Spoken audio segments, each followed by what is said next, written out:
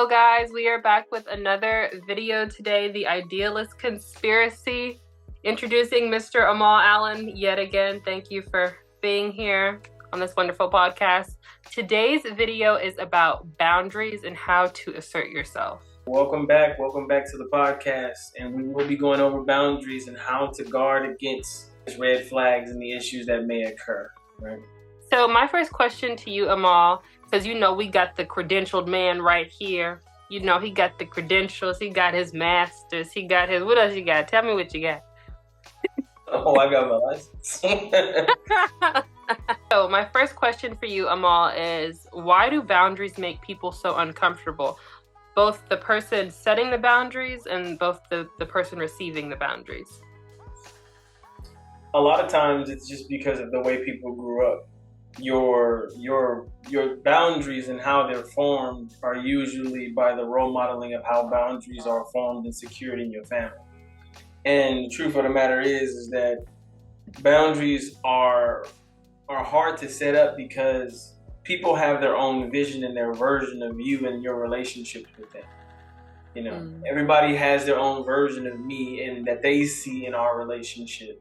And vice versa. I have my own version of everybody that I see in my relationships with them. And so when you start to grow, you start to assert your boundaries more because you're looking for more of your own comfort in the world. And when you start to assert those boundaries, you start to change pieces of your character, which changes the way that relationship is usually able to relate to the other person. So it's like you guys were like puzzle pieces, y'all always fit before, but as soon as you start to grow and assert your boundaries, now your puzzle piece is different from what linked you to that other person. Is there a way to kind of grow with someone and kind of help those puzzle pieces continue to fit as you develop different boundaries that maybe you had before? Definitely. But before anything else, there has to be a willingness. Like you're going to make changes. You don't want, in family therapy, they call it role rigidity. You don't want the roles in your family to become so rigid that if you choose to change something for the betterment of yourself, that everybody wants to fight you on it. Right. So it's like you have to have relationships with people who are willing to see the best good for you and support that. Now, I think also people use the idea of having those boundaries to just flip off and change in crazy ways. And it's not that your change should be expected by anybody, but those drastic, crazy changes are not real changes. Those are changes to exercise control so you can feel powerful again, which is more like midlife crisis types changes that people are making. Right. So how can people help feeling bad when they're setting boundaries, or what are some ways to kind of ease feeling bad when maybe you don't have to? What are some ways to kind of like emotionally ease in for the person setting the boundary, the dynamics changing in a way? Realize first and foremost it's for you. When you assert your boundaries, it actually does help other people. It does. Because the truth of the matter is we all need to assert our boundaries. The same way we all don't want random people walking in our houses.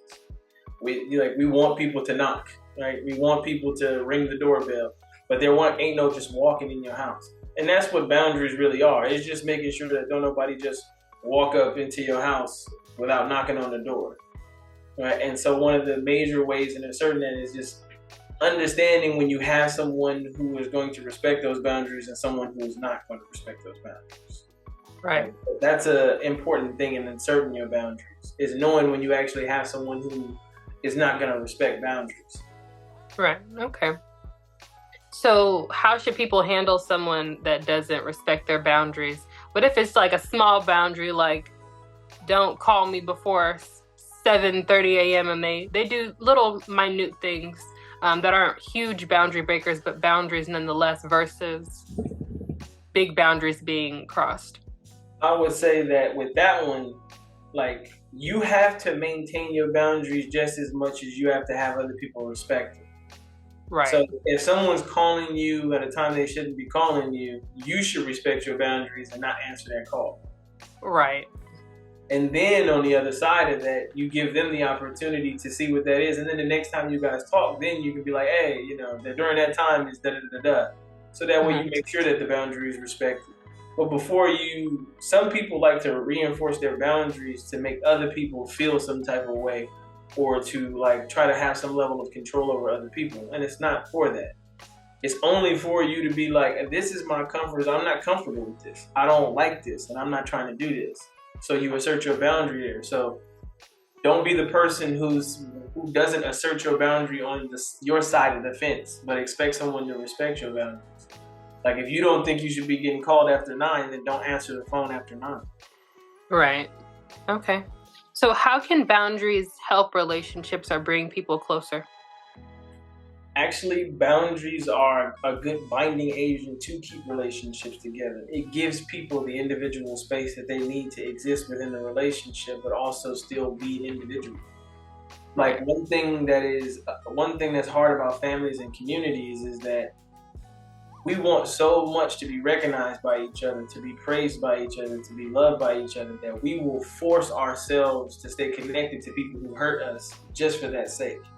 Right. And so you have all of these different people that are just pressing themselves together in their family. It's called an undifferentiated family ego mass. It means that there's a bunch of different fusion between boundaries, and now everybody is just heeding the call to whatever either the strongest personality is saying or what the sickness in the family is telling them to do. You got to be this way. Mama need to be this way. You got to do the dishes. You got to do this. Dad needs to do this. And the thing is that oftentimes it's women who get caught in these relegated roles that they hate, that they dislike, that are not helping them support themselves or their dreams.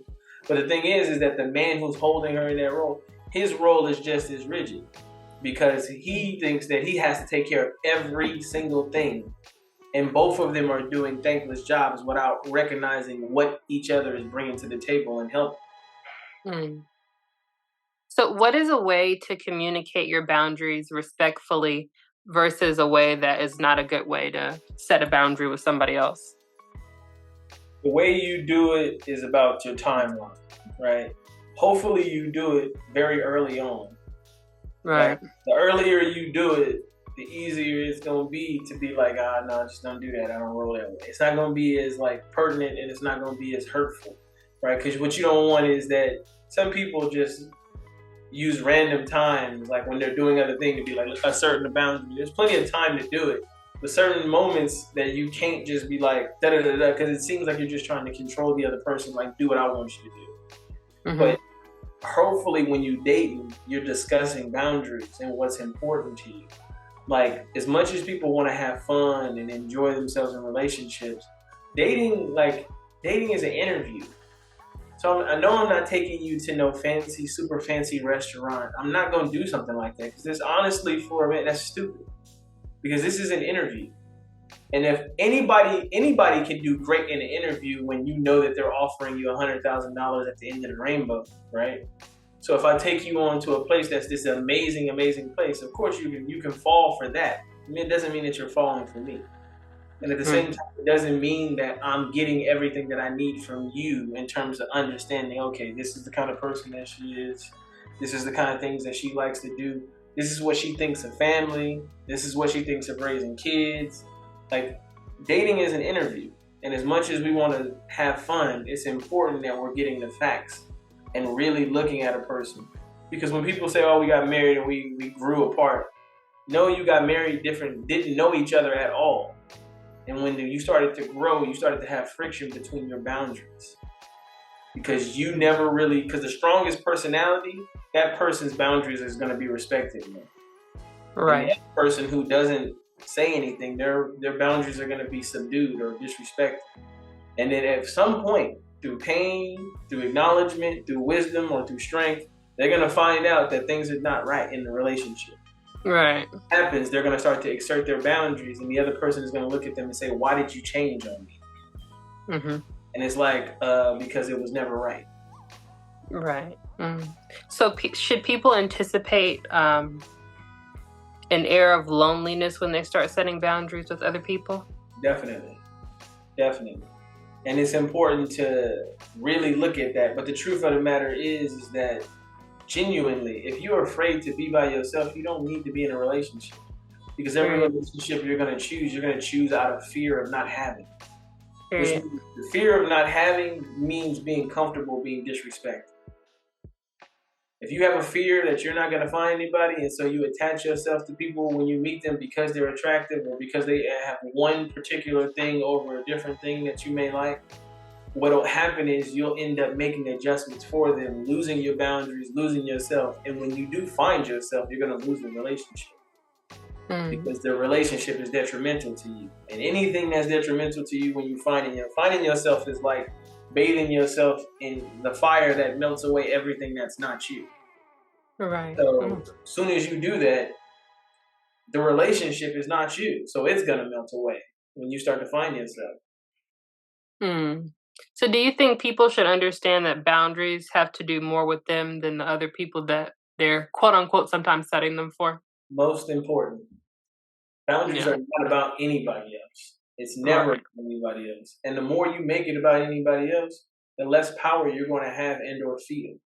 It's not about other people because there are other people who wouldn't.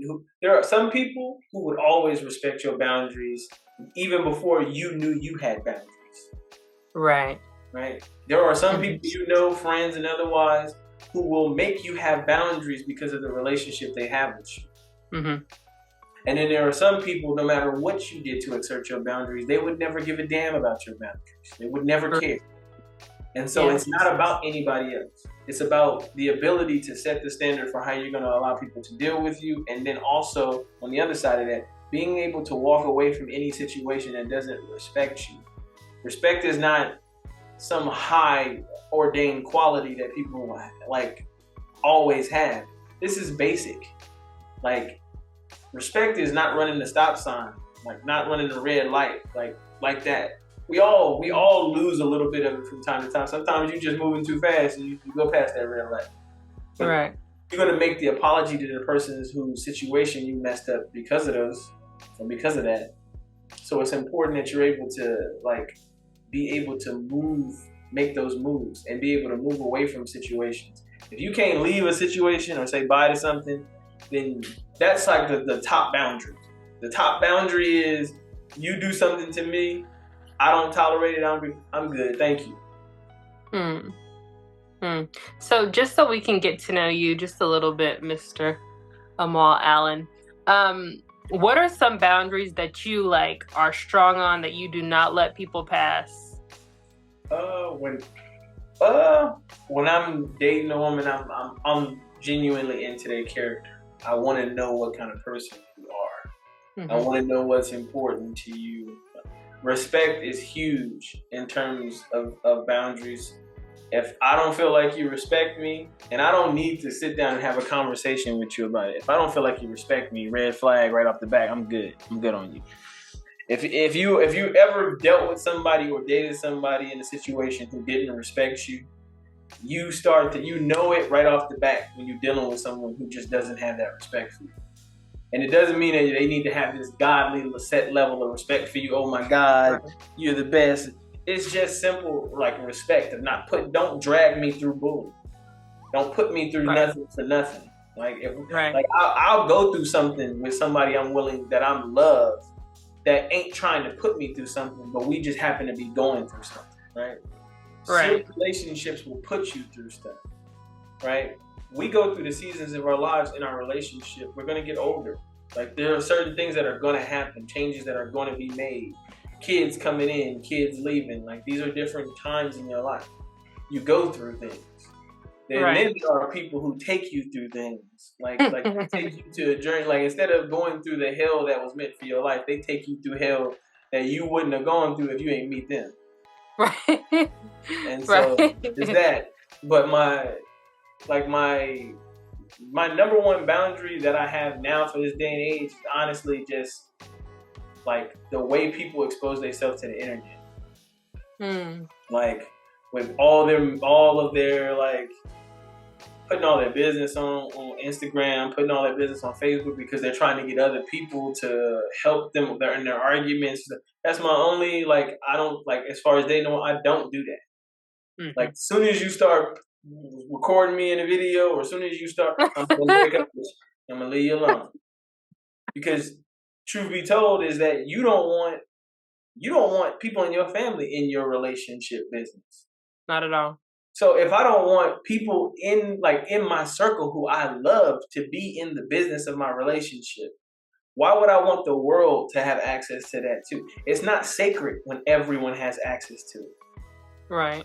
And you want to make your relationship a sacred space. Like as somebody who practices spiritually, like my altar is a sacred space for me and my ancestors and my guides. It's important. And your relationship is like that too. You want to create a sacred space with the person that you with, where it's like, whatever happens between us, we have loyalty, we have respect, we can handle it.